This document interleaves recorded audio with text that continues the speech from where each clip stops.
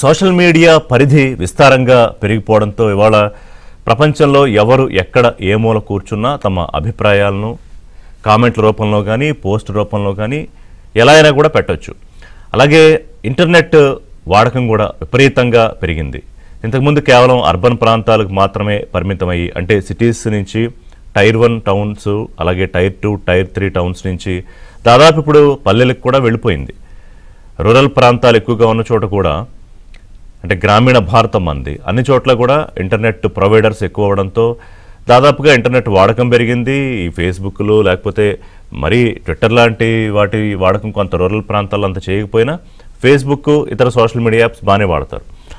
దీంట్లో ఏంటంటే ఏదైనా అభిప్రాయం చెప్పొచ్చు. అది క్రిటికల్గా ఉండొచ్చు, లేకపోతే ఫన్నీగా ఉండొచ్చు, లేకపోతే విమర్శనాత్మకంగా ఉండొచ్చు. ఇంతకుముందు కేవలం మీడియాలో మాత్రమే ప్రముఖమైన వ్యక్తులకు మాత్రమే తమ అభిప్రాయాలు పంచుకునే ఒక వెసులుబాటు ఉండే దగ్గర నుంచి ఈరోజు ఎవరైనా కూడా తమ అభిప్రాయాన్ని నేరుగా చెప్పేసేయచ్చు, లైవ్లో కూడా చెప్పచ్చు. ఇక ఇదే విషయం మిగతా అంశాలు పక్కన పెడితే రాజకీయాల్లో ఎలా వాడుతున్నారు. ప్రతి రాజకీయ పార్టీ, అంటే అతిపెద్ద పార్టీ అయిన బీజేపీ ఇన్ టర్మ్స్ ఆఫ్ కార్యకర్తలు కానివ్వండి, ఫండ్స్ కానివ్వండి, బీజేపీ నుంచి అతి చిన్న పార్టీ వరకు కూడా దేశవ్యాప్తంగా ప్రతి పార్టీకి ఒక సోషల్ మీడియా విభాగం ఉంటుంది. అది కొన్ని పార్టీలకు చాలా యాక్టివ్గా ఉండొచ్చు.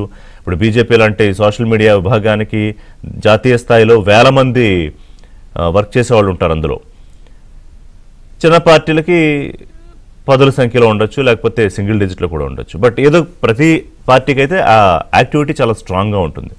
ఇక తెలుగు రాష్ట్రాలకు వచ్చేటప్పటికి ముఖ్యంగా ఆంధ్రప్రదేశ్లో తెలుగుదేశం పార్టీ సోషల్ మీడియా విభాగం కానీ, వైసీపీ సోషల్ మీడియా విభాగం కానీ, జనసేన వాళ్ళైతే అప్పుడు శతఘ్నులు అనే పేరుతో సోషల్ మీడియా వింగ్ చాలా యాక్టివ్గా ఉండాలి అని. కానీ ఎందుకు యాక్టివ్గా ఉండాలంటే సమాజంలో ఉన్న ఇష్యూస్ని ప్రభుత్వాల దృష్టికి తీసుకురావడానికి, లేదా రాజకీయ పార్టీల ముఖ్య నాయకుల దృష్టికి తీసుకురావడానికి, దానికి సొల్యూషన్ ఓరియంటెడ్గా ఒక చర్చ జరగడానికి, ఒక థ్రెడ్ లాగా ఒక చర్చ జరగడానికి అది సోషల్ మీడియా వాడుకోవాలి. కానీ సోషల్ మాఫియాగా ఎప్పుడు మారుతుంది అంటే ఇదే సోషల్ మీడియా వేదికగా, అది ఫేస్బుక్ కావచ్చు, ట్విట్టర్ కావచ్చు, లేకపోతే ఇన్స్టాగ్రామ్ కావచ్చు, ఇంకేదైనా రకరకాల వాట్సాప్, ఇలా ఏదైనా ప్లాట్ఫామ్ కావచ్చు, దీంట్లో ఆ సౌలభ్యాన్ని ఉపయోగించుకొని ప్రత్యర్థి పార్టీల నాయకుల మీద, ఒకటి తమ అభిమాన పార్టీ నాయకుడిని హీరోగా చేయడము, ఇంత వాడులేడు అంత వాడులేడని చెప్పుకోవడం వరకు సరే పర్వాలేదు. కానీ ప్రత్యర్థి పార్టీల రాజకీయ నాయకులు టార్గెట్గా కూడా కొంతవరకు విమర్శలు చేస్తే అది కూడా పరిశీలనాత్మకంగా, లేకపోతే క్రిటికల్గా, అది పాలసీలు కావచ్చు, లేకపోతే పార్టీ విధానాలు కావచ్చు, మేనిఫెస్టోలు కావచ్చు, లేకపోతే స్కీములు కావచ్చు, వీటి మీద ఏం చేసినా పర్వాలేదు, ఎంత చర్చ జరిగినా పర్వాలేదు. కానీ వాళ్ళు ఉన్నది దానికోసం కాదు. ఆ పార్టీ ముఖ్య నాయకుడి వ్యక్తిగత జీవితము, ఆ పార్టీ నాయకుల కుటుంబాలకు సంబంధించి వాళ్ళ వ్యక్తిగత జీవితాలు, లేకపోతే వాళ్ళకి రకరకాల సంబంధాలు అంటగట్టి, అంటే మనమే ఆ సోషల్ మీడియా పోస్టింగ్స్ చూస్తే ఒకసారిగా ఒళ్ళు గగుర్పాటికి గురవుతుంది. అంటే దారుణంగా మాట్లాడుతున్నారేంటని. నేను ఆ భాష ఈ లైవ్ షోలో వాడాలనుకోవట్లేదు. విజువల్స్ అయితే నేను చూపిస్తున్నాను, కానీ అవి ప్రస్తావించదలుచుకోవట్లేదు. ఎందుకంటే ఇవే దరిద్రపు మాటలు, రాతలు, సంబంధాలు మన కుటుంబ సభ్యుల మీద కనుక ప్రయోగిస్తే ఎలా ఉంటుందని ఆ సోషల్ మీడియాలో రాసే ఈ చెత్తరాతలు రాసే సోషల్ సైకోలు ఒక్కసారి ఆపాదించుకుంటే వాళ్ళకి అర్థమైపోతుంది వాళ్ళు ఏం చేస్తున్నారు అనేది. నాట్ ఓన్లీ ఈ భాస్కర్ రెడ్డి ఇప్పుడు అరెస్ట్ అయ్యాడు, ఇతని విషయమే అని కాదు, ఇంకా ఇలా చాలామంది ఉన్నారు. అయితే వీళ్ళు అరెస్ట్ అయిన తర్వాత బయటపడ్డాక చెప్తున్న విషయం ఏంటంటే, మేమేదో కొంత ఆ పార్టీకి అనుకూలంగా అభిమానం కోసం మొదలెట్టాం, కానీ మమ్మల్ని పికప్ చేసి మాతో ఇంకా ఎదుగు ఇలా రాయండి అని ట్రైనింగ్ ఇచ్చి డైరెక్షన్ ఇచ్చింది మాత్రం వైసీపీ సోషల్ మీడియా సెల్ అని వాళ్ళు చెబుతున్నారు. ఇప్పుడు ఇక్కడ బయటపడిపోయింది కదా. ఇప్పుడు వాపోయి అయ్యో అరెస్టులు చేసేసారా, తండ్రి అంత్యక్రియల కోసం వచ్చిన భాస్కర్ రెడ్డిని అరెస్ట్ చేస్తారా అంటే వాడు కలుగులో దాక్కుని ఎక్కడో ఒక మూల, వీళ్ళు ఎక్కడ కూడా ఉండరు, రాష్ట్రంతో కానీ దేశంతో కానీ ఇక్కడ రాజకీయాలతో కానీ నేరుగా సంబంధాలు ఏం లేవు. అమెరికాలోనో లండన్లోనో ఇంకో చోటో ఉద్యోగ నిమిత్తం వీళ్ళు అక్కడ ఉంటారు. పార్టీ ఆ నాయకుడు అంటే విపరీతమైన అభిమానంతో ఉండొచ్చు, తప్పేం లేదు. కానీ అది దురభిమానంగా మారినప్పుడు ఇప్పుడు మీకు ఇక్కడ పార్టీ నాయకులు ఉంటారండి, కార్యకర్తలు ఉంటారు. వాళ్ళు ఏం చేస్తున్నారు? కత్తులతో రప్పారప్ప అని విరంగాలు చేస్తున్నారు. అయితే మా పార్టీ నాయకుడు ఇంద్రుడు, చంద్రుడు, మహేంద్రుడు అని పొగుడుకుంటున్నారు. అవతల పార్టీ నాయకుల మీద ఇష్టం వచ్చినట్టు మహిళల నాయకులు లేదు, ఇంకొక నాయకులు లేదు, మైక్ దొరికితే మాట్లాడుతున్నారు. అర్ధరాత్రి కాదు పట్టపగలు నరికేయండి అని చెప్తారు. ఇది ఒక ఎత్తు అయితే, ఇదే విషయాన్ని సోషల్ మీడియాలో ఇంకా అసభ్యంగా, ఎందుకంటే కొంతమంది ఇప్పుడు భాస్కర్ రెడ్డి అనేవాడు ఫోటో పెట్టి రాశాడు, అతని ఐడెంటిటీ తెలుసు. కొంతమంది యునానిమస్గా ఉంటారు, అంటే వాళ్ళకి ఫోటోలు ఉండవు, ఫేక్ పేర్లు ఉంటాయి. ఇక వాళ్ళు రాసే రాతలు కానీ ఇవన్నీ ఎంత దారుణంగా ఉంటాయంటే మనం మాట్లాడుకోవడానికి కూడా ఇబ్బంది కలిగించే అంత దారుణంగా ఉంటాయి. అందుకే నేనేం ప్రస్తావించట్లేదని చెప్పింది. దీనివల్ల వాళ్ళు ఏం సాధిస్తారంటే అదో సునకానందం అంతే. ఇందులో సాధించేది ఏంటి? ఏమో మరి వాళ్ళకి ఏమన్నా పార్టీ నుంచి డబ్బులు ఇస్తున్నారా?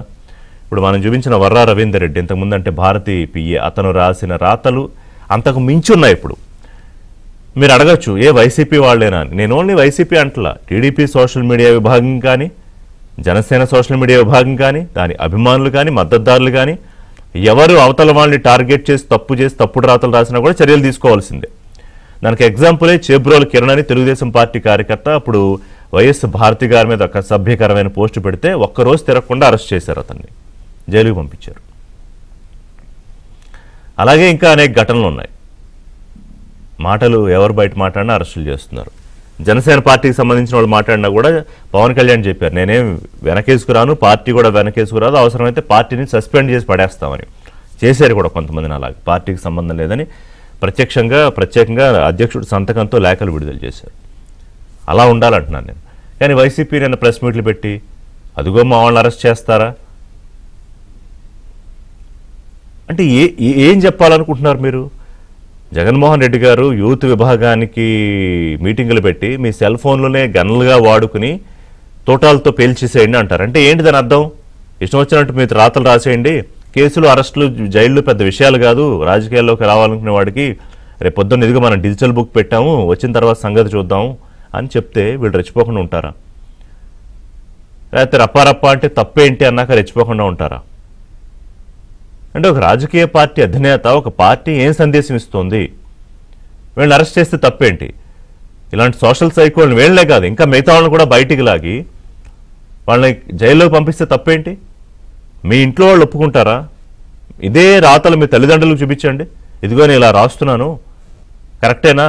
చంద్రబాబు నాయుడు మీద, పవన్ కళ్యాణ్ మీద, లోకేష్ మీద, లేకపోతే మహిళా నాయకుల మీద, హోంమంత్రి అనిత మీద, లేకపోతే ఇంకో బీజేపీ కార్యకర్త అధికార ప్రతినిధి యామినీ శర్మ మీద, లేకపోతే ఇంకో టీడీపీ కార్యకర్త గాయత్రో, రమ్యో, అనూషో వీళ్ళ మీద, ఇంకా చాలామంది నాకు గుర్తున్న పేర్లు చెప్తున్నాను అంతే, లేకపోతే ఎమ్మెల్యేగా ఉన్న శిరీష్ గారి మీద. వీళ్ళకేంటంటే జెండర్ దొరికితే చాలు. నిన్నగాక మొన్న ప్రసన్న కుమార్ రెడ్డి ఎమ్మెల్యే మీద, అక్కడ ప్రశాంతి రెడ్డి మీద, అవి నోళ్ళా లేకపోతే డ్రైనేజ్లా? సో మాట్లాడడానికి అవకాశం దొరికితే మాటలు, లేకపోతే ఇదిగోలా రాతలు. దీని మీద అరెస్టులు చేస్తే ఇక వీళ్ళేదో పోరాట యోధులు, ఉద్యమకారులు, స్వాతంత్ర సమరయోధులు అరెస్ట్ అయినట్టు హాహాకారాలు, గొడవలు, గోలు. ఈ సోషల్ మాఫియా గురించి మాట్లాడుకుంటున్నాం అంటే నేను వైసీపీని వాళ్ళు టార్గెట్ చేస్తున్నానేమో అని చాలా మందికి అనిపించవచ్చు. కానీ ఈ మొత్తం వైసీపీ, తెలుగుదేశము, జనసేన లేదా ఇతర బీజేపీ ఇతర పార్టీల సోషల్ మీడియాలన్నీ పరిశీలిస్తే ఉన్న సమయంలో వీళ్ళు చేసినంత దుర్మార్గపు పోస్టులు, రాతలు, అంటే ఆ సంబంధించిన పార్టీకి సంబంధించిన మీడియా గురించి నేను ప్రత్యేకంగా ఇప్పుడు ఏం మాట్లాడను, కానీ దాని గురించి ఎప్పుడూ చర్చకు వస్తూనే ఉంటుంది. కానీ ఇంతకంత దారుణంగా అంటే వ్యక్తిగత స్థాయిలో దిగజారిపోయే వాళ్ళ కుటుంబాలు లేవా అని అనిపిస్తుంది ఈ సోషల్ మీడియా సైకోల్ని చూస్తే. నాతో పాటు ఇవాళ డిబేట్లో బండారు వంశీకృష్ణ గారు, తెలుగుదేశం పార్టీ నాయకులు జాయిన్ అవుతున్నారు. యామినీ శర్మ గారు, బీజేపీ అధికార ప్రతినిధి. ముప్పాళ్ళ సుబ్బారావు గారు, అడ్వకేటు, రాజకీయ విశ్లేషకులు. నమస్కారం అండి వంశీ గారు, యామినీ గారు, సుబ్బారావు గారు. యామినీ శర్మ గారు, మీతో ఎందుకు ప్రారంభిస్తానంటే అంటే వంశీ గారు కూడా దీనికి బాధితులే. ఆయన సోషల్ మీడియాలోనే కాదు, ఫిజికల్గా భౌతిక దాడులు కూడా బాధితులు. దాని గురించి మాట్లాడతా. కానీ యామినీ శర్మ గారు, మిమ్మల్ని ఎంత దారుణంగా టార్గెట్ చేశారో నాకు తెలుసు గతంలో మాట్లాడినప్పుడు, ఆ పోస్టులు చూసినప్పుడు. అయితే ఇవాళ ఈ భాస్కర్ రెడ్డి అనేవాడు సోషల్ సైకో, సరే ఏ కారణంతో అయినా ఇక్కడికి వచ్చిన తర్వాత పూర్తిగా ఆధారాలతో అతను అరెస్ట్ చేస్తే ఇవాళ వైసీపీ నాయకులు ప్రత్యేకమైన మీడియా సమావేశాలు పెట్టి గగ్గోలు చేసేస్తున్నారు. భాస్కర్ రెడ్డే కాదు, ఇంకా అనేక మంది ఎక్స్ వై జెడ్ ఇలా చాలా మంది ఉన్నారు ఈ ఈ రకమైన ఉన్మాదం చూపించేవాళ్ళు. ఏమిటి టు బి స్టార్ట్ విత్ ఏం చెప్తారు వీళ్ళ గురించి? శ్రీమాత్రే నమః, వందే మాతరం. ముందుగా అంటే ఇటువంటి సబ్జెక్ట్ ని బాధితులమైనటువంటి మేమే వచ్చి ఇలాగా టీవీల ముందు మాకు ఇలా జరిగిందని చెప్పుకోవాల్సినటువంటి పరిస్థితిలో ఉన్నందుకు ఒక రకంగా బాధగా ఉంది. కాకపోతే మాలాంటి వాళ్ళమే ఇంతటి బాధను అనుభవిస్తున్నప్పుడు సామాన్య ప్రజలు ఇంకెంత మరింత బాధను అనుభవిస్తారు, వారి వైపు మాట్లాడేవారు ఎవరు అన్నది ఆలోచిస్తే గనక ఇటువంటి డిబేట్లు కరెక్ట్ అని అనిపిస్తుందేమో. ఈ రోజు ఆ భాస్కర్ రెడ్డి అని అతను, మీరు విజువల్స్ వేస్తున్నారు ఇంకా స్టార్ట్ చేసేలా తెలియదు అని చూస్తే గనక అతనిది, అందులో నేను కూడా ఉన్నాను. నేను అన్ని చూపించట్లేదు, ఇప్పుడు మిమ్మల్ని రకరకాల ట్యాగ్ చేసి పోస్టులు పెట్టిన అన్ని నేను చూపించట్లేదు కావాలని. సో నన్ను కూడా అతను అంటే నా ఫోటో వేసి ఇంకొక ప్రముఖ నాయకుడితోటి నా ఫోటో వేసి పక్కన ఒక కామెంట్ రాసి ఇట్లాంటివి రాస్తున్నప్పుడు ఇది ఫస్ట్ భాస్కర్ రెడ్డినే కాదండి, మనం చూస్తే కనుక ముఖ్యంగా అంటే మీరు అన్నట్టుగా ఒక రాజకీయ పార్టీకి సోషల్ మీడియాలు ఉండొచ్చు, లేదంటే గనక వారు సహజంగా ఇప్పుడు అసలు పార్టీలకి మనం మాట్లాడుకుంటే రాజకీయ పార్టీలకు సంబంధించినటువంటి వారి మంచి పనులని ప్రజల్లోకి తీసుకుని వెళ్ళడము, లేదా వాళ్ళ నాయకుల పైన ఎవరైనా అవతల వాళ్ళు ఏదైనా మాట్లాడుతుంటే దానికి రాజకీయంగా సమాధానం చెప్పడం. అంటే ఆ సబ్జెక్ట్ సంబంధించి ఇప్పుడు ఏదైనా జరుగుతుంది దానికి సంబంధించినటువంటిది ఆధారాలతోటి దాన్ని పోస్ట్ చేస్తే బాగుంటుంది. అలా కాకుండా వ్యక్తిత్వ హననం చేసుకుంటూ వాళ్ళ నాయకుడిని అంటున్నారు కాబట్టి యువతల వాళ్ళ వ్యక్తిగత హననం చేసుకుంటూ వాళ్ళు వెళ్తే గనక వ్యక్తిత్వ హననము అది చాలా నీచము, దారుణం. ఎందుకంటే ఇప్పుడు ఇప్పుడు ఇది ఫస్ట్ టైం కాదు, చాలా చాలా కోపం వస్తుంది కొన్ని సంవత్సరాల నుంచి. గత మా అమ్మని ఏమంటారంటే ఈవెన్ నాకు కూడా మామూలుగా మాకెంత కోపం వచ్చినా మేము అలా ఒక మాట వాళ్ళగా అనలేం కదా తొందరగా. అంటే మరి అన్ని బూతులం కాకపోయినా మాకున్న మనోవేదన మేము పంచుకోవడానికి కూడా అవకాశం లేదండి. మిమ్మల్ని ఒక నాయకుడితో పెట్టి అసభ్య రాతలు రాసిన వాళ్ళ ఇంట్లో వాళ్ళతో వాళ్ళ సిస్టర్స్ తో లేకపోతే కజిన్స్ తోనే పెట్టి అలా పోస్టులు పెట్టగలరా? నేను అక్కడికే వస్తున్నా. ఇప్పుడు నాకు పెళ్ళయింది, నాకు మంచి కుటుంబం ఉంది, ఆడపిల్లలు ఉన్నారు, సమాజంలోను ఇటు కుటుంబంలోను చాలా మంచి అంటే బాధ్యతతోటి రెప్యుటేషన్ తో ఉన్నదాన్ని. అసలు సొసైటీ గురించి అని పక్కన పెడితే కనీసం అటువంటివి చూస్తే నా సొంత పిల్లలు కూడా అరే మా అమ్మ ఏంటి మా అమ్మని ఇలా అంటున్నారని చెప్పని బాధపడుతుంటారు కదా, మా పరువు పోతుందని మా వారు అనుకోరా? మా కుటుంబం అంటే నా ఒక్కదాన్నే కాకుండా నా కుటుంబాన్ని మొత్తాన్ని టార్గెట్ చేస్తూ మాకున్నటువంటి పరువు ప్రతిష్టని తీస్తూ వీళ్ళంత దిగజారుస్తుంటే దానికి మేము ఎందుకు అసలు ఒప్పుకోవాలండి, ఎందుకు ఊరుకోవాలి చెప్పండి? అంటే ఒకటి మీరు అన్నట్టుగా నాకు ఒక మాట వాడుతున్నాను, ఇంకా వాడకూడదని అనుకుంటూ వాడుతున్నాను. ఎంత కోపం వస్తుందనంటే మీరు అన్నట్టుగా వాళ్ళ అక్కనో వాళ్ళ చెల్లెనో కాదు, వాళ్ళ ఇంట్లో పెళ్లిలో అంటే వాళ్ళ భార్య వచ్చి నడి రోడ్డు మీద ఆమెతో క్షమాపణ చెప్పించాలండి మా అందరికి. అప్పుడు కానీ వెధవలకి తెలియదు ఎంత బాధతో ఈ మాట అంటున్నాను. ఇంకొక ఆడదాన్ని అనాలని కాదు కానీ ఇంకొక కుటుంబంలో వాళ్ళు మండిపోతుంది ఎన్నేళ్ళండి. అసలు ఇంతకంటే దారుణంగా ఎంతకంటే మాకు ఓపిక ఉంటుంది చెప్పండి?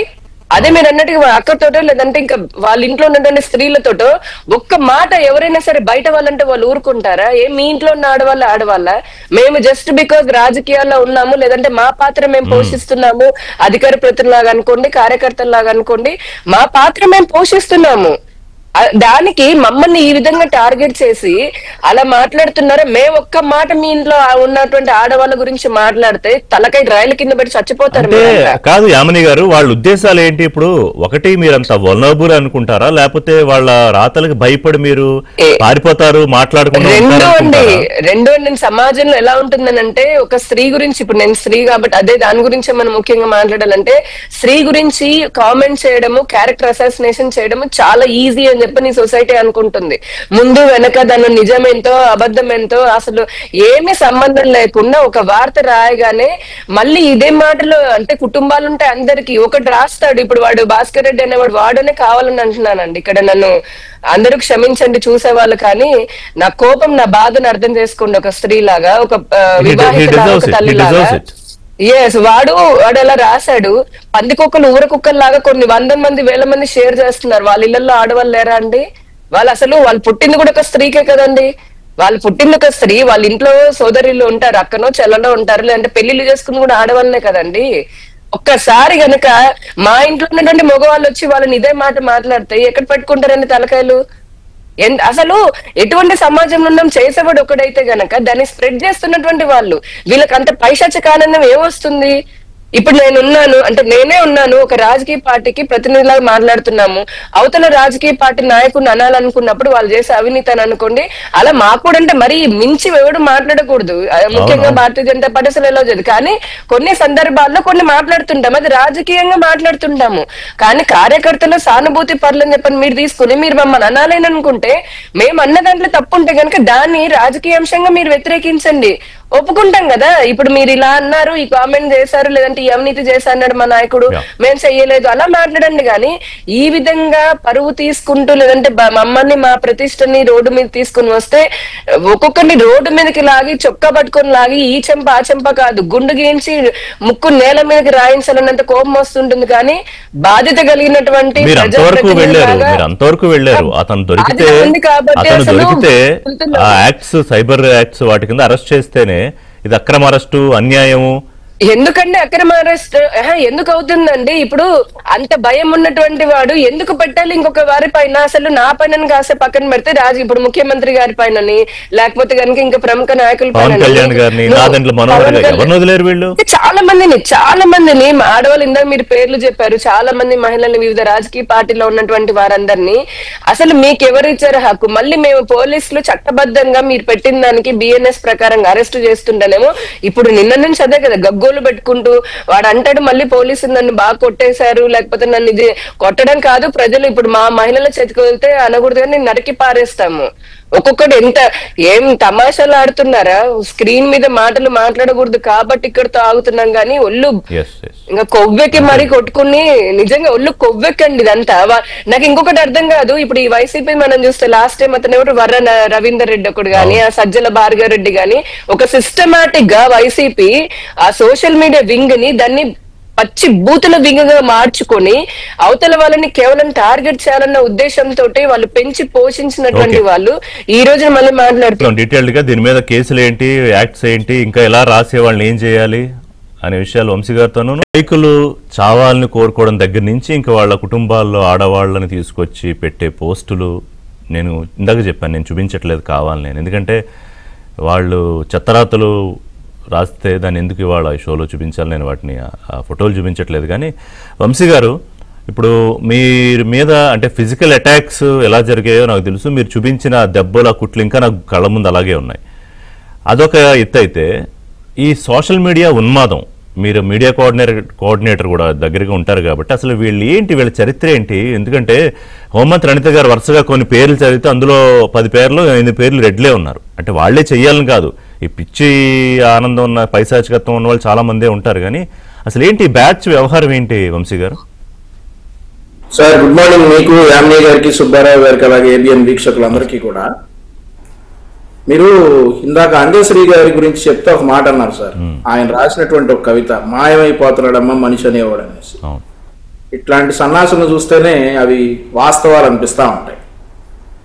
ఈరోజు సార్ భాస్కర్ రెడ్డి, సో మన ప్యానల్లోనే ఒక విక్టిమ్ ఉన్నారు, ఈ భాస్కర్ రెడ్డి విక్టిమ్ యామిని శర్మ గారు. ఆవిడ గురించి కూడా వీడు ఇష్టానికి రాసేసాడు, వీడు ఇష్టం వచ్చినట్లేక, వీడి నోటికి ఎంత వస్తే అంత, నేను ఇక్కడ లేను, లండన్లో ఉన్నాను, నన్ను ఎవడేం చేయలేడు అనేటటువంటి ఒక ఉన్మాదంతో. వాస్తవానికి ఈ భాస్కర్ రెడ్డి అరెస్ట్ గురించి కొన్ని విషయాలు ఏబిఎన్ ఆంధ్రజ్యోతితో షేర్ చేసుకోవాలి. ఇతను ఇండియాకి వచ్చి 20 రోజులు అవుతుందండి. ఇతను ఇండియాకి వచ్చి 20 రోజులు అవుతుంది. ఇతని మీద కంప్లైంట్ వచ్చేసి గవర్నమెంట్ ఫామ్ అవ్వగానే అక్కడ ఉన్నటువంటి కొంతమంది మహిళలు వీటి మీద కంప్లైంట్ ఇవ్వడం జరిగింది పెనంలూరు పోలీస్ స్టేషన్లో. అండ్ ఆల్సో ఇతని తండ్రి చనిపోయి ఉన్నారు. ఇతని తండ్రి చనిపోయి అంత్యక్రియలు పూర్తయి ఒక 10 రోజులు ఇతనికి ఫ్రీ టైం ఇచ్చి అంతా ఇక ఇతను వెళ్ళిపోయే టైంలో ఇతను అరెస్ట్ చేశారు. ఓకే, అంతేగాని ఇతని తండ్రి చనిపోగానే ఇతను లండన్ నుంచి ఆంధ్రాలోకి దిగగానే ఇతను అరెస్ట్ చేయాల. అయితే అది కూడా తప్పుడు ప్రచారం చేస్తున్నారు వైసీపీ నేతలు ప్రెస్ మీట్లు పెట్టి. వాళ్ళ మెయిన్ మాట అదే, తండ్రి చనిపోయిన పెట్టిన అరెస్ట్ చేస్తారా, తండ్రి చనిపోయిన పెట్టిన అరెస్ట్ చేస్తారా అనేది వీళ్ళు మేజర్ గా చెప్పుకునేటటువంటి ఒక విక్టిమ్ కార్డు, ఏదైతే ఒక సింపతి కార్డు రైజ్ చేయాలో వీళ్ళు చేస్తుంది ఏంటంటే తండ్రి చనిపోయినటువంటి బిడ్డను అరెస్ట్ చేస్తారా అంటారు. తండ్రి చనిపోయిన తర్వాత దశదిన కర్మ అయిపోయిన 10 రోజులకి ఇతను మళ్లీ ప్రయాణానికి సిద్ధమవుతున్న క్రమంలో ఇతను చేసిన వ్యాఖ్యలన్నిటికీ అకౌంటబిలిటీ ఉండాలి కాబట్టి ఇతను అరెస్ట్ చేయడం జరిగింది. గౌరవ న్యాయస్థానం ముందు హాజరుపరిస్తే ఇతనికి రిమాండ్ విధించడం జరిగింది. ఇది ఎక్కడా కక్షపూరితం కాదు, ఇది ఎక్కడా వైఎస్ఆర్సీ విధానపరంగా మాట్లాడే వారి గొంతు నొక్కటం కాదు. ఒళ్ళు బలిసి ఆడవారిని ఇష్టానుసారంగా మాట్లాడుతున్నటువంటి ఒక సైకోని ఒళ్ళు బలిసి ఆడవారి మీద ఇష్టానుసారం మాట్లాడుతున్నటువంటి ఒక సైకోని చట్టపరంగా శిక్షించినటువంటి విషయం. చట్టపరంగా సార్, మార్క్ మై వర్డ్స్, చట్టాన్ని చేతిలోకి తీసుకుని కాదు, చట్టపరంగా శిక్షించినటువంటి విధానం. సో ఇప్పుడు ఒక విషయం సార్, ఇక్కడ తెలుగుదేశం పార్టీ కావచ్చు, బీజేపీ, జనసేన కూటమి 164 స్థానాలు రావడానికి మూల కారణం ఒక స్తంభం ఎన్ఆర్ఐలు సార్. ఆ ఎన్ఆర్ఐలు తెలుగుదేశం పార్టీలో ఉన్నారు, బీజేపీలో ఉన్నారు, జనసేనలో ఉన్నారు. సరే, మా పార్టీ ఎన్ఆర్ఐల గురించి నేను మాట్లాడతాను. ఎవడైనా ఇలా వర్ర రవీంద్రారెడ్డి లాగానో, లేదంటే ఇంకో పశువుల డాక్టర్ ఉంటాడు, డాక్టర్ ఏటో అతను లాగానో, లేదా అరెస్ట్ అయినటువంటి అతను కూడా చాలా అన్యాయంగా మాట్లాడతాడండి, పోస్టులు కానీ వ్యాఖ్యలు కానీ. భాస్కర్ రెడ్డి లాగానో మా పార్టీ నుండి మాట్లాడినటువంటి ఒక్క ఎన్ఆర్ఐ అయినా ఉన్నాడా? అట్లీస్ట్ మా పార్టీ నుండి మాట్లాడిన వాడు ఒక్కళ్ళైనా అట్లా ఉన్నారా? లేకపోయినప్పటికీ కూడా బొద్దులూరు యశస్వి అని మా పార్టీ ఎన్ఆర్ఐ కార్యకర్త అమెరికాలో ఉంటారు. 2019 నుండి 24 వరకు జగన్మోహన్ రెడ్డి విధానాల మీద విధానపరంగా ప్రశ్నించినటువంటి వ్యక్తి. 2023 డిసెంబర్లో అతని తల్లికి ఆరోగ్యం సరిగా లేదని ఇండియాకి వచ్చాడండి. అతను ఎయిర్పోర్ట్ లోనే అతన్ని లిఫ్ట్ చేసుకుని వెళ్ళి కర్నూలు, కడప అటు తిప్పేసి విజయవాడ తీసుకుని వచ్చారు. అంటే అతను ఎక్కడ అబ్యూజివ్ లాంగ్వేజ్ వాడకపోయినా, లాంగ్వేజ్ ఎక్కడా లేదు. What mister Jaganmohan Reddy, what is this, మీరు చేస్తుంది కరెక్ట్ కాదు, నువ్వు ఒక సైకోవి, ఇట్లాంటి పదాలు తప్ప సైకో అనే మాట అన్నాడండి. అతను ఒక్కడే అనలేదు. అతను చేస్తున్న ముఖ్యమంత్రిగా ఉండి అతను చేస్తున్నటువంటి చేష్టల వల్ల ప్రపంచం మొత్తం అతను సైకో అనింది. అదే మాట ఇతను కూడా అన్నాడు. సో ఇలా మాట్లాడినందుకు అతన్ని విజయవాడ తీసుకొచ్చేసి రోజంతా స్టేషన్ లో పెట్టి చివరికి ఏం చేయలేక 41A నోటీస్ ఇచ్చారు. అదే గనక యశస్వి తప్పు చేసినట్లయితే ఈ బాలెపాటి భాస్కర్ రెడ్డి లాగా రిమాండ్ అయ్యి ఉండేవాడు. ఈ రోజు మా ఎన్ఆర్ఐ కార్యకర్తలు కావచ్చు, ఆంధ్రప్రదేశ్ లో ఉన్నవాళ్ళు కావచ్చు, ఎవరు కూడా ఆడవారి పట్ల అసభ్యంగా మాట్లాడితే మా పార్టీ నుండి క్షమించే పరిస్థితి లేదు. ఇమీడియట్ గా సస్పెండ్ చేస్తాం. ఎగ్జాంపుల్ కిరణ్ సస్పెండ్ అయ్యాడు. అలా ఆల్మోస్ట్ అతను చేసిన పనికి శిక్ష కూడా అనుభవించారు, అరెస్ట్ కూడా చేశారు.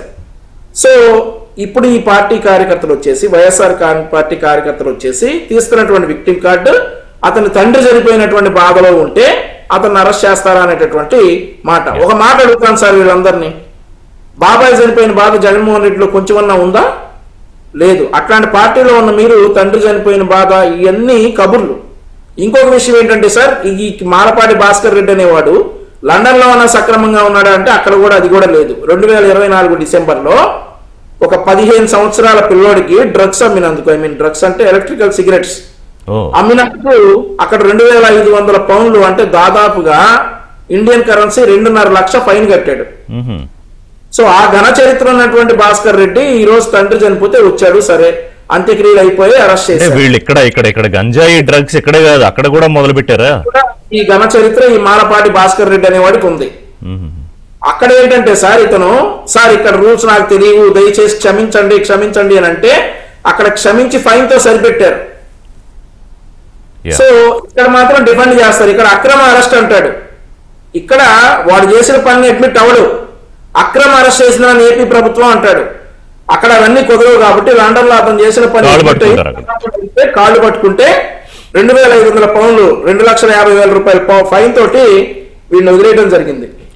ఇక ఆంధ్రప్రదేశ్ రాష్ట్రంలో ఈ రోజు ఇలాగా మీ దృష్టిలో ఎంతమంది ఉంటారు వంశీ గారు ఈ బ్యాచ్? లెక్కలేదు సార్ ఇవన్నీ. ఇప్పుడు ఎలా ఉంటుందంటే సార్, మీకు ఒక ఎగ్జాంపుల్ చెప్తాను సార్.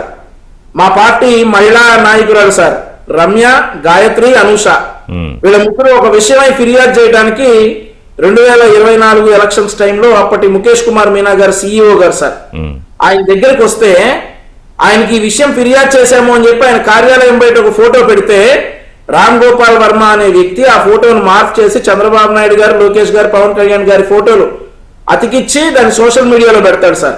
ఆర్జీవీ చేశాడా? ఇది ఆర్జీవీనే చేశాడు సార్, రామ్ గోపాల్ వర్మ. అయితే మేము దానిపై కంప్లైంట్ ఇస్తే గత ప్రభుత్వంలో తీసుకోలేదు సార్ పోలీసులు కంప్లైంట్. సరే తీసుకోకపోతే ఇవన్నీ మాకు అలవాటు అయిపోయినాయి కదా అని చెప్పేసి ఆ అమ్మాయిల ముగ్గురు పాపం దాన్ని వదిలేస్తే అదేలేండి. తెలుగుదేశం కూటమి ప్రభుత్వం ఏర్పడిన తర్వాత ఒంగోలులో ఒక వ్యక్తి అదే విషయం మీద కంప్లైంట్ చేస్తే రామ్ గోపాల్ వర్మ లాయర్ ఏం వాదిస్తాడో తెలుసా సార్? ఆ ఆడపిల్లలకు లేని నొప్పి నీకేంటి అంటాడు సార్ వాళ్ళని. ఒంగోలు వచ్చినట్టున్నాడుగా ఆయన వర్మ ఇన్వెస్టిగేషన్ వచ్చాడు సార్. వాళ్ళ లాయర్ వాదించే వాదన ఏంటంటే ఆ ఫోటోల్లో ఉన్న ఆడపిల్లలకు లేని నొప్పి నీకేంటి అంటాడు సార్ ఒంగోలులో కంప్లైంట్ ఇచ్చినటువంటి వ్యక్తిని. This correct sir?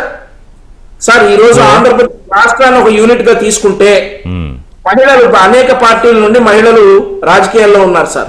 మాట్లాడదాం ఒక్క నిమిషం. ఒకసారి దీని మీద లీగల్ పొజిషన్ కూడా ఒకసారి సుబ్బారావు గారు కలవ చెప్పి. సుబ్బారావు గారు థ్యాంక్స్ ఫర్ వెయిటింగ్ అండి. ఇప్పుడు ఏంటి ఇంట్లో వీళ్ళు మాట్లాడడం వాక్ స్వాతంత్రాలు ఇవేవో మాట్లాడతారు కదా, ఏది పడితే అది మాట్లాడొచ్చు, కానీ అది లేదు. ఆ యాక్ట్స్ ఏంటి, అలాగే వీళ్ళకి ఇలా మాట్లాడే వాళ్ళ మీద ఏమిటి చర్యలు, ఎంత కఠినంగా ఉంటే వీళ్ళు ఆగుతారు?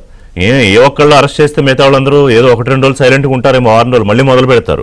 ఎందుకంటే వాళ్ళకి మీడియా సెల్ సపోర్ట్స్ ఉన్నాయి కాబట్టి. ఇక్కడ ఒకటండి, ఇది వాళ్ళు ఏం చెప్తున్నారంటే భావ వ్యక్తీకరణ స్వేచ్ఛ అంటున్నారు. భావ వ్యక్తీకరణ స్వేచ్ఛ రాజ్యాంగం ఇచ్చింది ఆర్టికల్ 19 ప్రకారం ఎదుటి వ్యక్తుల్ని వ్యక్తిత్వ హననానికి పాల్పడే విధంగా చేసి వాళ్ళ కుటుంబాలను బాధించే విధంగా చేయడానికి కాదు.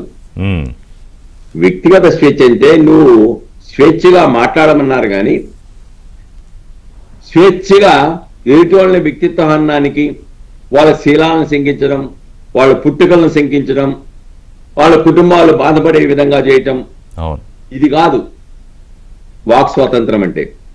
అది రాజ్యాంగం ఇవ్వాల. దాన్ని మిస్యూజ్ చేసి ఆ విధంగా వీళ్ళని ఫోకస్ చేస్తూ ఉన్నారు. ఒకటి. రెండోది, ఈ నేరాలు వ్యవస్థీకృత నేరాలండి.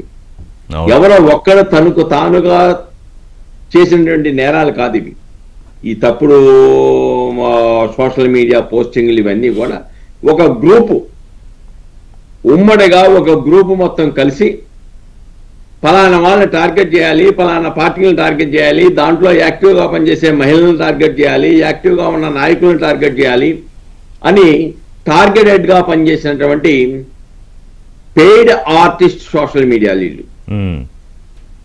కాబట్టి చూసాం కదా, శ్యామల కర్నూలు యొక్క బొత్స యాక్సిడెంట్ కేసులో ఏం చెప్పింది? మాకు హెడ్ ఆఫీస్ నుంచి వచ్చిన సమాచారం ప్రకారం నేను చెప్పాను అంది. అవును. ఇప్పుడు ఈ భాస్కర్ రెడ్డి ఏం చెప్తూ ఉన్నాడు? మేము ఎక్కడో లండన్లో ఉంటాము, ఇక్కడి నుంచి మాకు సోషల్ మీడియా వింగ్ దగ్గర నుంచి వచ్చిన సమాచారాన్ని నేను ఫార్వర్డ్ చేస్తున్నాను అంటాడు. అవును. అంటే దానికి మూలాలు ఎతకాలి. ఇప్పుడు ఎవరు వాళ్ళు చేసిన వాళ్ళు, అసలు కుట్రదారులు ఎవరు, వాళ్ళని వెలికి తీసి వాళ్ళ మీద చట్టపరమైన చర్యలు కూడా లోతుగా విచారించవలసిన సమయం ఆసన్నమైంది. ఇక్కడ ఆ ఫోటోలు అవి చూశానండి, ఎంత అసభ్యకరం అండి. అసలు ఎంత ఆవేదన చెంది ఉంటారండి వాళ్ళ కుటుంబాలు. కాబట్టి అసలు లోకేష్ని పెట్టిన చూసిందా, లేకపోతే భువనేశ్వర్ గారి ఫోటోలు చూసినా, లేదంటే యామిని గారి ఫోటోలు చూసినా, లేదంటే మనోహర్తో పెట్టిన ఫోటోలు చూసినా, లేకపోతే పవన్ కళ్యాణ్ గారి మీద పెట్టిన ఫోటోలు చూసినా ఎంత బాధాకరంగా ఉంటాయండి. బయట చూసినా మనమే అయ్యోచి ఇలా పెట్టారేంట్రా ఎదవాలని చెప్పేసి అనుకునే పరిస్థితిలో ఉన్నప్పుడు, అవును, వ్యక్తిగతంగా వాళ్ళ కుటుంబాలు, వాళ్ళ కుటుంబ సభ్యులు, లేకుంటే వాళ్ళ పిల్లలు ఏ విధంగా ఆవేదనకు గురై ఉంటారండి. కాబట్టి అటువంటి వ్యక్తుల్ని ఇప్పుడు అక్రమ అరెస్ట్ అంటున్నారు. దురదృష్టకరం. సిగ్గు ఎగ్గు లేకుండా వాళ్ళ తండ్రి మరణానికి వచ్చాడు, లేకపోతే దొరికేవాడు కాదు పంచి ప్రభాకర్ లాగా, లేదంటే ఇంకొకరు పశువుల డాక్టర్ ఒకడు ఉన్నాడు, వాళ్ళలాగా దొరికేవాడు కాదు, మమ్మల్ని ఎవరు అరెస్ట్ చేయలేరులే, మేము విదేశాల్లో ఉన్నాము అని చెప్పేసి విర్రవీగిన వీళ్ళు ఈరోజు ఇండియాకు వచ్చారు. వచ్చిన తర్వాత ప్రభుత్వం కూడా, పోలీసు యంత్రాంగం కూడా వాళ్ళ పట్ల తండ్రి చనిపోయాడనే సానుభూతితో ఆ కార్యక్రమాలు అయ్యే వరకు అవకాశం కల్పించింది. తర్వాత నువ్వు విజయవాడ వచ్చావు కాబట్టి హాస్పిటల్లో నిన్న హాస్పిటల్కి వెళ్తుంటే అరెస్ట్ చేశారు. తర్వాత నీకు ఆల్రెడీ న్యాయస్థానంలో అడిగావు, చివరి 14వ రోజు కార్యక్రమానికి కూడా అనుమతి అడిగావు, ఇచ్చింది. చట్ట ప్రకారంగా నువ్వు తీసుకున్న రెమెడీలను ఎవరు కాదనం. నువ్వు చేసిన చట్ట వ్యతిరేక చర్యలు ఏవైతే ఉన్నాయో దాని మీద ఈ రోజున నిన్ను చట్ట ప్రకారం అరెస్ట్ చేశారు. కానీ ఈ రోజున ఏం చేస్తున్నారు వైఎస్ఆర్సీపీ వాళ్ళు?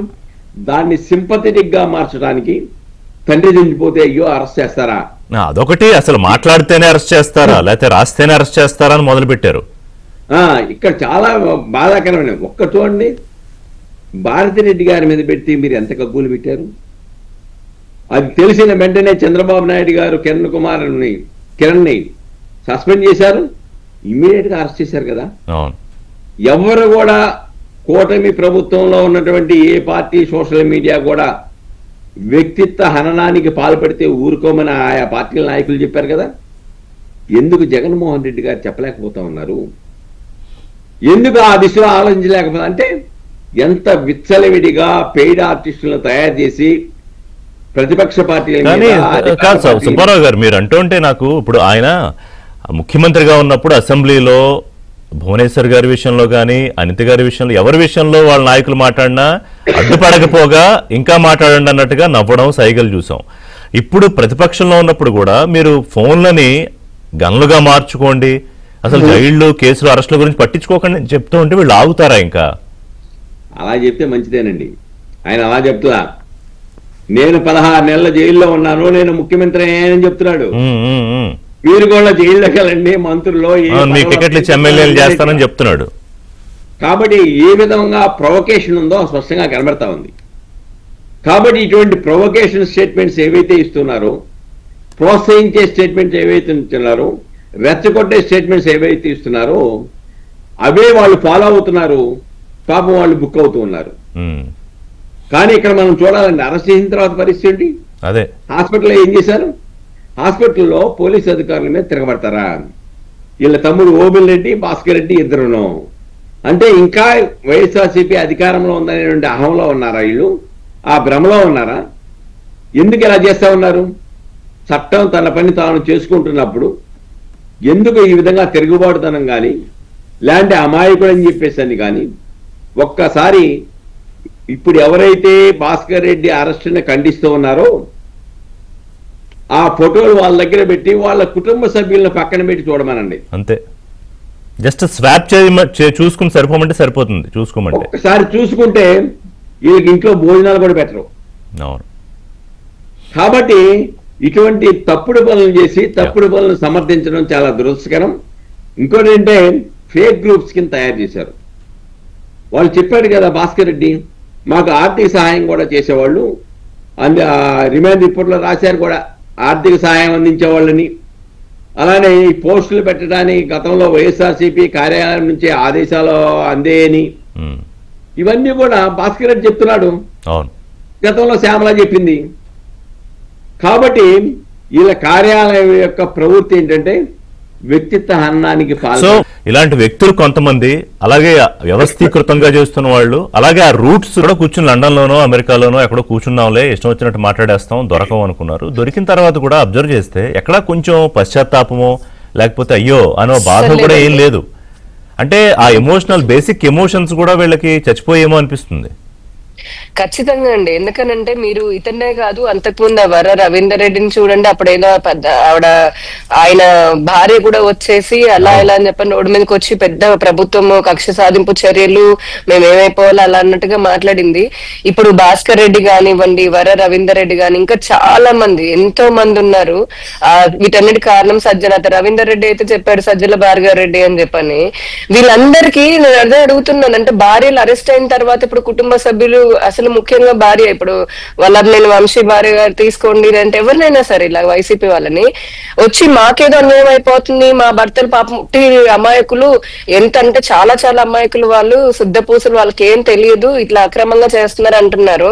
మరి ఇదే మాట ఇట్లానే వీళ్ళు ఏదో వైసీపీ వాళ్ళు ఇప్పుడు కొంతమంది అంటున్నారు డబ్బులు ఇచ్చి చేయించారు అని చెప్పని. డబ్బులు నేనే ఇస్తాను, మీ సొంత ఇంట్లో మీ భార్య పైన మీరు పెట్టండి రా బాబు పోస్టులు. మీకు కావాల్సిన డబ్బులు అయితే, అంటే పచ్చిగా మాట్లాడుతున్నాను, మీకు కావాల్సిన డబ్బులు అయితే మీకు ఉచ్చ నీచము మనిషి తినేది కడుపుకు అన్నం కాదు అని చెప్పని మీరు అనుకుని కదా అలా బతుకుతున్నారు. ఇప్పుడు ఏదో పైనుంచి మేము లండన్ లో ఉన్నాము, మాకు సోషల్ మీడియాలో వచ్చింది కాబట్టి మేము ఇలా పెట్టాము అంటే మీరు అన్నం కాదు తినేది, ఇంకేదైనా తింటున్నారా? ఏమైనా అశుద్ధం తింటున్నారా ఏంటి మీరు? అలా అనుకున్నప్పుడు డబ్బులు ఎవరిస్తే ఉంది, నేను ఇస్తాను, పెట్టండి మీ ఇంట్లో ఆడవాళ్ళ గురించి. ఇంకా 10 మందితో కూడా ఇప్పిస్తాను, 10 పోస్టులు పెట్టండి. తప్పుగా అనుకోవద్దని నా మాటలు అంత ఖర్చు ఇప్పుడు పెట్టిన వాళ్ళు ఆ కింద కామెంట్లు పెట్టేవాళ్ళు అసలు వాళ్ళకి వీళ్ళకి ఏంటంటే ఒక్క పెట్టేవాడే కాదండి, దాన్ని తిప్పేవాడు సర్క్యులేట్ చేస్తూ కింద కామెంట్లు పెట్టే వాళ్ళందరికీ కూడా ఇదే వర్తిస్తుంది. ఇప్పుడు నా మాట, మీకు డబ్బే కావాలని అంటే గనక నిజంగా మీరు అందుకే దిగజారిపోయారు. పంపిస్తారా? నేను ఇలా జోలు పట్టుకుని అందరిని అడుగుతాను, రాష్ట్రం మొత్తంలో ఉన్న ప్రతి మహిళ వేస్తుందేమో, ప్రతి ఇంటి మహిళ వేస్తుంది డబ్బులు.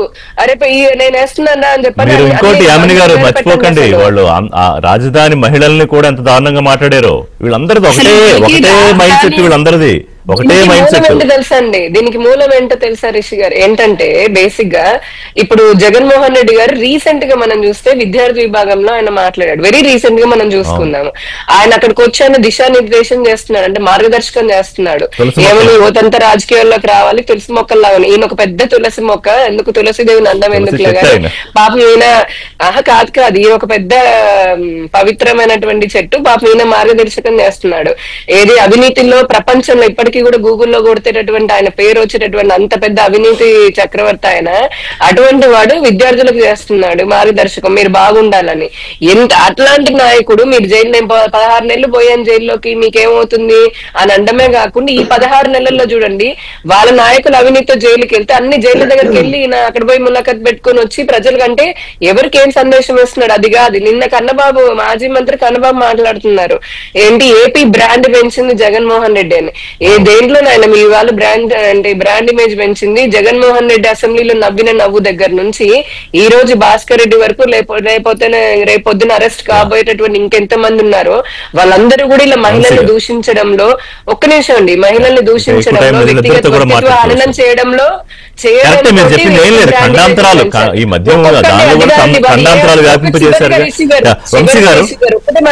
ఎవడు ఏ మూలనున్నా సరే, ఎన్ని 7 సప్త సముద్రాలు పట్టుకొని కాలర్ పట్టుకొని ఈడ్చుకుని వచ్చుకోడు ఇంకా అనకూడదు కానీ ఒక్కొక్కరిని.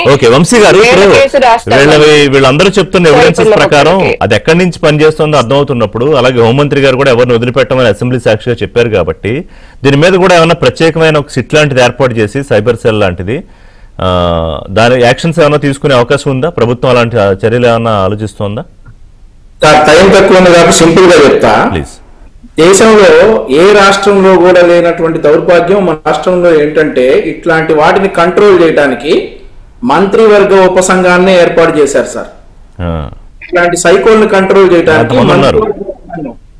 ఏ రాష్ట్రంలో కూడా ఇట్లాంటి దౌర్భాగ్యం లేదు. ఎక్కడైనా ఏదైనా ఒక ప్రాజెక్ట్ వస్తా ఉంది అంటే ఒక మంత్రివర్గ ఉపసంఘం ఏర్పాటు చేస్తారు పక్క రాష్ట్రాల్లో. కానీ మన రాష్ట్రంలో వైఎస్ఆర్ కాంగ్రెస్ పార్టీ అనేటటువంటి ఒక దౌర్భాగ్య పార్టీ ఉంది కాబట్టి ఆ పార్టీలో ఉన్నటువంటి సైకోల్ని కంట్రోల్ చేయడానికి మంత్రివర్గ ఉపసంఘం అనిత గారు, లోకేష్ గారు, సత్యకుమార్ యాదవ్ గారు, నాదెండ్ల మనోహర్ గారు సభ్యులుగా ఉన్నటువంటి మంత్రివర్గ ఉపసంఘం ఉంది. రాష్ట్రంలోనే కాదు దేశంలోనే కాదు ఎక్కడున్నా కానీ ఈ సైకోల్ని వదిలిపెట్టే ప్రసక్తే లేదు. నారా లోకేష్ గారి ఆధ్వర్యంలో డెఫినెట్లీ ఏదైతే ఎవరైతే ఆడవారిపై అసభ్యంగా మాట్లాడారో వాళ్ళందరూ తాట తీస్తారని చెప్పి ఈ సందర్భంగా తెలియజేస్తా ఉన్నా. మరొక విషయం ఏంటంటే సార్, ఇప్పుడు రాజకీయాల్లోకి వస్తున్నటువంటి ఆడవారికి ఆయా రాజకీయ పార్టీలు ఒక భరోసా ఇవ్వాలి.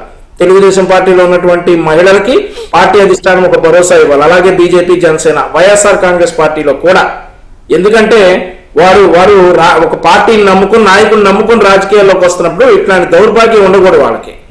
వాళ్ళ గురించి ఎవడో అనాకాని ఎదవ మాట్లాడేటటువంటి మాటలకి వాళ్ళు బాధపడకూడదు, ఇట్లాంటి దౌర్భాగ్యాలు ఉండకూడదు. కాబట్టి పార్టీలన్నీ కూడా ఒక స్టాండ్ కూడా ఆ ధైర్యం ప్రభుత్వాలుగా మీరు కూడా ఇస్తే, మీరు చెప్పింది వాస్తవం, వాళ్ళు వెనకడ వేయకూడదు, ముందుండి పోరాడాలి అన్ని గారి లాగా. అలాగే ప్రభుత్వాలు కూడా ధైర్యం ఇవ్వాలి. ఎగ్జాంపుల్ మా పార్టీ కార్యకర్తలు సస్పెండ్ చేయటం. అవునవును, కరెక్ట్. సుబ్బారావు గారు, ఇప్పుడు ఫైనల్ గా ఇప్పుడు ఎక్కడైతే రూట్స్ ఇందాక మీరు అన్నారో, ఎక్కడి నుంచి అయితే వీళ్ళకి డైరెక్షన్స్ వెళ్తున్నాయో, ఎక్కడి నుంచి పోస్టింగ్స్ వెళుతున్నాయో, వేరే పార్టీ మీడియా సెల్ ఇన్ఛార్జీలు, విభాగాలు వాటి మీద దాడులు కూడా చేయొచ్చా? పోలీసులకి ఆ సైబర్ యాక్ట్స్ లో ఉందా అవకాశం? దానికి ముందుగా ఒక చిన్న విషయం చెప్పేసి ఇందాక మర్చిపోయాను, దీనికి సమాధానం చెప్తాను. ఇక్కడ ఒకటండి, వీళ్ళు రాజకీయ పార్టీ నాయకుల్ని కాదండి వదిలి అవమానపరిచింది, న్యాయమూర్తుల్ని, జస్టిస్ ఎన్వి రమణ గారు లాంటి వాళ్ళని, లేకపోతే ఆనాడు ఆంధ్రప్రదేశ్ హైకోర్టులో ప్రభుత్వానికి అనుకూలంగా తీర్పులు లాని కుటుంబాలను కూడా టార్గెట్ చేశారు. వ్యక్తిత్వ హననానికి పాల్పడి చాలా అవమానకరంగా వాళ్ళ కుటుంబ సభ్యులను కూడా అవమానించే విధంగా చేశారు. దాని మీద పంచి ప్రభాకర్ ఉన్నాడు, ఈడున్నాడు, వీళ్ళ మీద ఇంకా అరెస్ట్ ప్రారంభం కాలే, కొద్దిమందిని ఏదో అరెస్ట్ చేశారు. ఈ ఆనాటి ప్రభుత్వం అయితే అసలు నేను చర్య తీసుకొని సిఐడి చెత్తపట్టులో పడేస్తే హైకోర్టు రిజిస్ట్రార్ లాంటి వాళ్ళు హైకోర్టులో పిటిషన్ వేసి అయ్యా సిబిఐ విచారణ జరిపించండి, సిఐడి వాళ్ళు మా కంప్లైంట్ చెత్తపట్టులో వేస్తున్నారని చెప్పుకోవాల్సిన దౌర్భాగ్య పరిస్థితి వచ్చింది. రెండోది ఇక్కడ ఇందాక మీరు చెప్పినట్టు ఇన్ఛార్జ్ ఎవరైతే ఉన్నారో, ఇన్ఛార్జే కాదండి, ప్రోత్సహించిన ఆ యొక్క ఆఫీసులు ఎక్కడి నుంచి అయితే నడుస్తున్నాయో దానికి ఫైనాన్షియల్ అసిస్టెన్స్ ఎవరిచ్చారు, వీళ్ళకి డబ్బులు ఎవరు పంపుతున్నాడు, ఎవరి అకౌంట్ నుంచి వస్తున్నాయి ఆ డబ్బులు, ఎవరు డబ్బులు ఇచ్చి ప్రోత్సహించి ఈ యొక్క తయారు చేసి ఇవి ఎవరు ఫార్వర్డ్ చేస్తున్నారు, ఫార్వర్డ్ చేసిన తర్వాత దాన్ని సపోర్టింగ్ గా ఎవరు పెడుతూ ఉన్నారు, వీళ్ళందరూ కూడా ముద్దాయిలుగా వస్తారు. ఓకే, దాంట్లో వాట్సాప్ లో సపోర్టింగ్ ఆహా బాగుంది, యోహో బాగుంది, ఇంకా బాగా రాయండి అని చెప్పేసి ఎంకరేజ్ చేస్తూ ఉంటారే, వాళ్ళు కూడా మినహాయింపేం కాదు చట్ట ప్రకారం. సో నేరాన్ని ప్రోత్సహించడమే అవుతుంది. కాబట్టి ఆ దిశలో సమస్యలు విచారణ జరపాలి. అంతేకాకుండా కమిటీ వేశారు, కానీ ఇంకా త్వరితగతిన కమిటీ పని చేయాలి. వీళ్ళందరికీ బుద్ధొచ్చేలాగా చర్యలు కొన్ని ఉంటే మిగతా వాళ్ళు కూడా దారిలోకి వస్తారు. అలాగే క్లోజింగ్ నేను చెప్పేది ఏంటంటే కూడా ఏ పార్టీకి సంబంధించిన వాళ్ళైనా సంబంధం లేని వాళ్ళైనా ఈ పోస్టుల విషయంలో జాగ్రత్తగా ఉండాల్సిందే. లేకపోతే స్ట్రింజెంట్ యాక్షన్స్ ప్రభుత్వం మొదలు పెడితే అందులో మీరు కూడా బాధ్యులవుతారు, బాధితులు